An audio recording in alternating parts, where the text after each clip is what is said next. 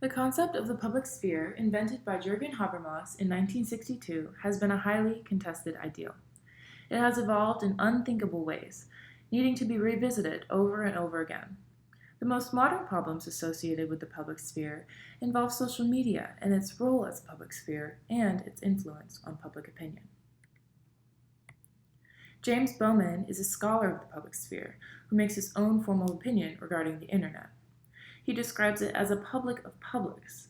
This is an extension of an argument made by Nancy Fraser, another great scholar who argued against Habermas's unitary public sphere.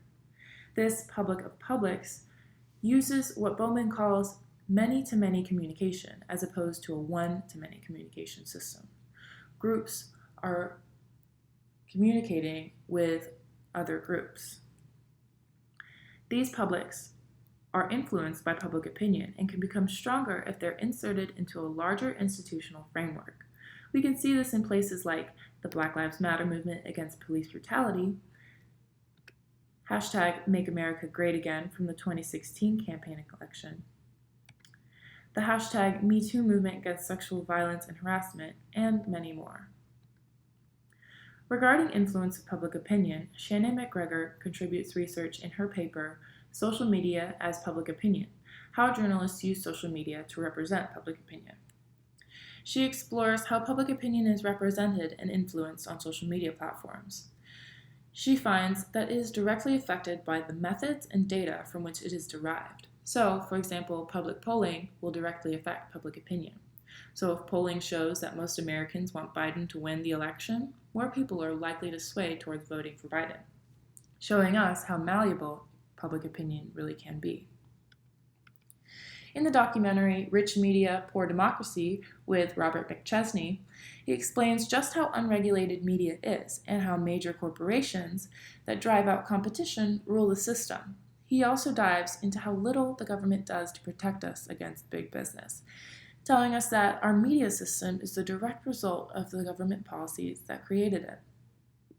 We're taught that the Federal Communications Committee was made to represent the public's interest and protect against monopolizing practices of the media. But it has little to no real power to police these major conglomerates of media. We will see this later on when we look at Facebook and social media regulations there as well. In an interview with Noam Chomsky, he highlights the dangers of big business and special interests in government decision-making as well.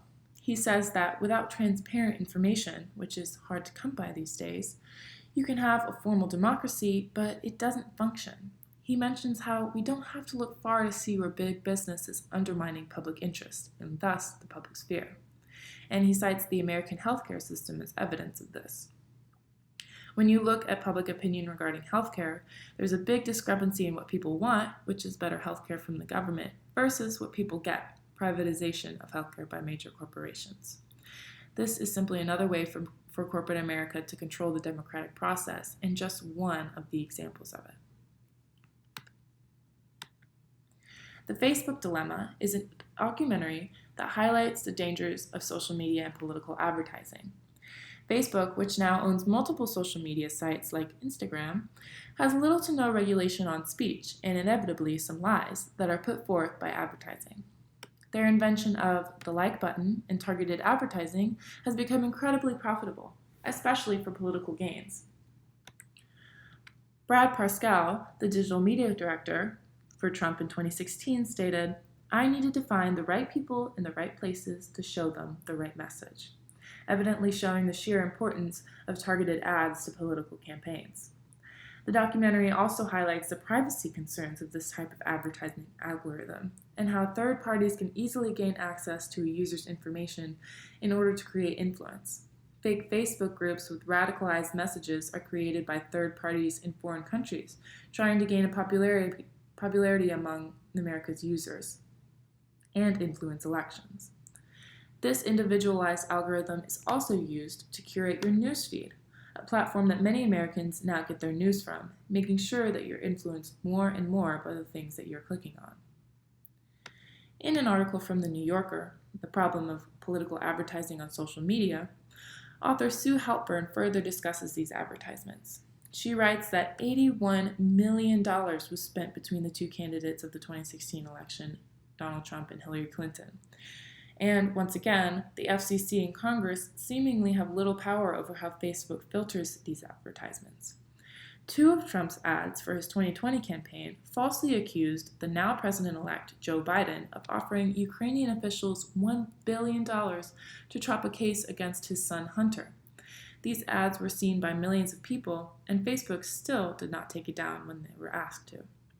They brushed it off as a matter of free speech.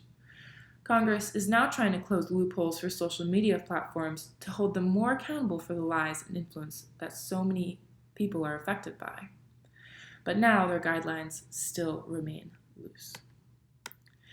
John Dewey, a prominent philosopher of democracy, regards the democratic process as a way of life rather than an institution.